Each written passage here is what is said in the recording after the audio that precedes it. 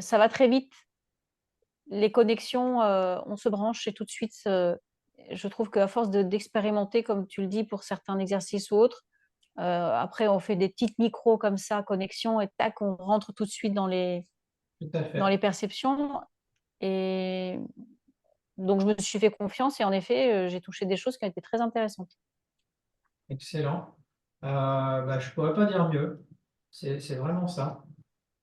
Souvent, dans tout ce que j'ai fait, parce que je suis un curieux, hein, je fais plein de choses, je progresse très très vite.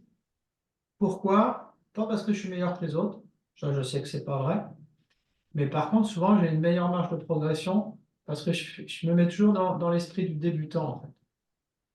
Mmh. Moi, j'ai 25 ans de pratique de tai chi. Si je vais faire un stage de tai chi, je ne viens pas en tant qu'enseignant ou en tant que 25 ans de pratique. Je me mets dans le débutant le plus total. Évidemment, je ne vais pas faire un stage avec quelqu'un qui a 2 ans de tai chi, mais si je vais payer un stage et que j'estime que c'est de la valeur pour moi, j'arrive le premier jour et je suis tout ouvert comme un débutant. Et je sais très bien qu'autour de moi, je vais avoir des gens qui sont dans déjà leur connaissance, qui ne vont pas vouloir lâcher. Et moi, j'ai fait ci, moi, je connais déjà ça, et ça, j'ai déjà fait. Et ça va aller moins vite, en fait.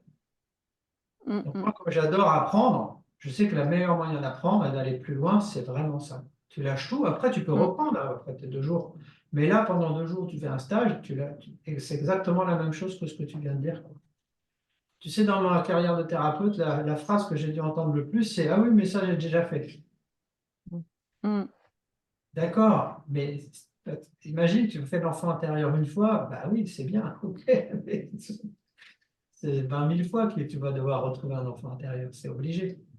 D'accord, donc Et toujours oui, donc c'était. si tu veux, c'est exactement ça. Je témoigne de 20 ans de démarche pour Ouais, dire que je peux me retrouver à des moments 20 ans après, à un moment, de régression où je me dis: «Waouh, je suis revenue là, ouais. démunie» et c'est ça qui me permet de me dire à chaque fois: «J'avance avec humilité» parce que c'est jamais acquis.